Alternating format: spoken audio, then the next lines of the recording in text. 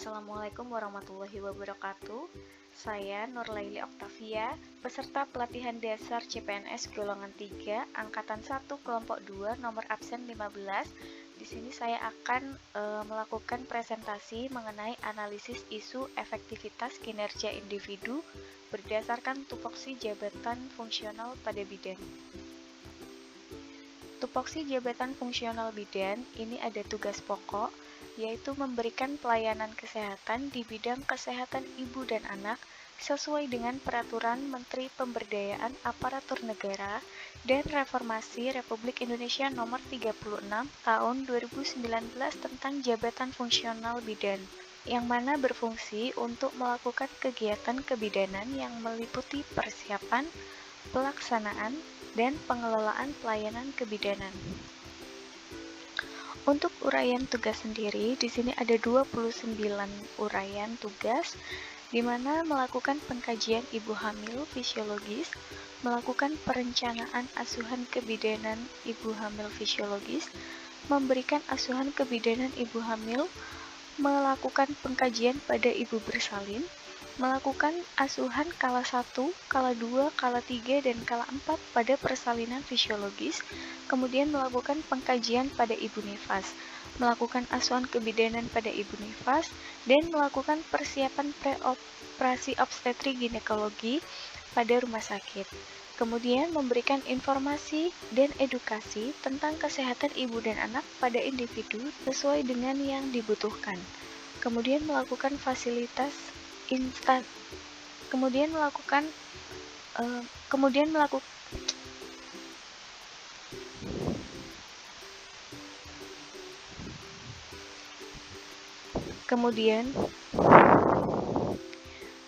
melakukan fasilitas inisiasi menyusui dini dan melakukan asuhan neonatal esensial serta melakukan asuhan pelayanan neonatal pada KN1, KN2, dan KN3, memfasilitasi konseling kesehatan reproduksi, memfasilitasi konseling pranikah dan juga keluarga berencana, melakukan pemetaan sasaran analisis data pada keluarga dan juga masyarakat, melakukan pembinaan keluarga, balita, remaja, dan juga lansia, berpartisipasi aktif dalam musyawarah perencanaan pembangunan desa, melaksanakan tugas jaga pada shift malam, melakukan asuhan kebidanan di kamar bedah, mengidentifikasi kebutuhan dan melakukan analisis dan merencanakan kegiatan UKM terkait pelayanan kebidanan di puskesmas. Selain itu, melakukan pemantauan pelaksanaan persalinan dan pencegahan komplikasi, melakukan monitoring dan evaluasi asuhan kebidanan di tingkat puskesmas, serta yang terakhir adalah melakukan screening pencegahan penularan HIV, sifilis, hepatitis B dari puskesmas atau di rumah sakit. Kemudian di sini saya melakukan analisis identifikasi isu yang berada di tempat kerja saya, yang mana saya mendapatkan 5 isu.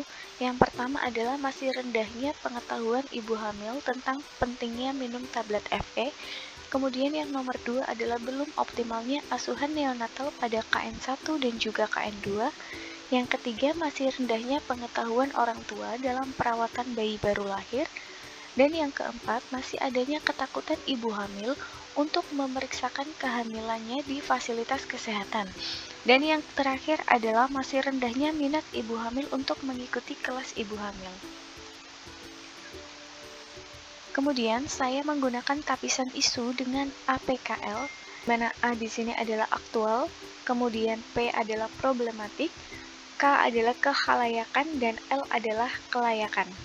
Pada 5 isu ini, saya sudah men-skor masing-masing menggunakan APKL tersebut dan didapatkan 3 ranking teratas, yaitu adalah yang pertama, masih rendahnya pengetahuan ibu hamil tentang pentingnya minum tablet FE.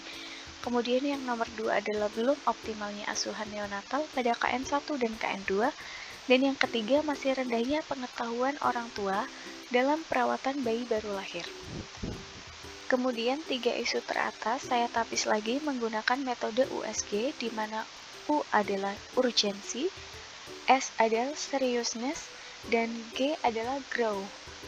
Yang mana sudah saya skor seperti yang sebelumnya dan telah didapatkan ranking pertama di mana totalnya adalah 14, yaitu masih rendahnya pengetahuan ibu tentang pentingnya minum tablet FE.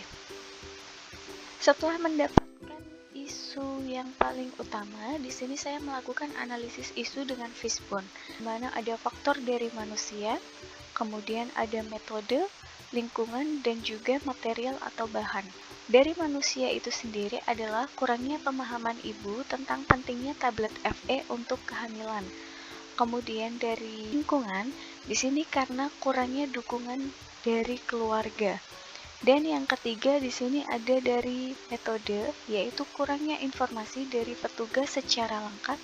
Dan yang terakhir dari bahan atau material, yaitu karena media promosi yang belum lengkap, sehingga didapatkanlah permasalahan masih rendahnya pengetahuan ibu hamil tentang pentingnya minum tablet FE.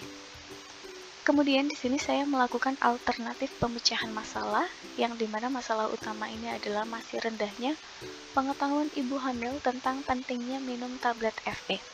Yang pertama adalah kurangnya pemahaman ibu tentang pentingnya tablet FE untuk kehamilan, di mana alternatif pemecahan masalahnya adalah memberikan penjelasan secara singkat dan ringkas mengenai pentingnya minum tablet FE menggunakan bahasa yang lebih mudah dipahami oleh ibu, sehingga ibu lebih mudah memahami arti dari pentingnya minum tablet FE itu sendiri. Yang kedua adalah kurangnya dukungan dari keluarga. Dan alternatif pemecahan masalah ini adalah memberikan edukasi tidak hanya kepada ibu tetapi juga kepada suami dan juga keluarga untuk saling mengingatkan ibu mengenai minum tablet FE secara rutin, mengingat pentingnya tablet FE pada kehamilan. Kemudian yang ketiga adalah kurangnya informasi dari petugas secara lengkap, di mana alternatif pemecahan masalah di sini adalah melakukan kegiatan edukasi secara perlahan dan tidak terburu-buru, sehingga informasi yang diberikan tepat sasaran dan juga sesuai. Dan yang terakhir adalah media promosi yang belum lengkap, di mana alternatif pemecahan masalah itu sendiri adalah di sini kami membuat media leaflet yang lebih praktis serta mudah dipahami oleh ibu dan keluarga walaupun sedang berada di rumah.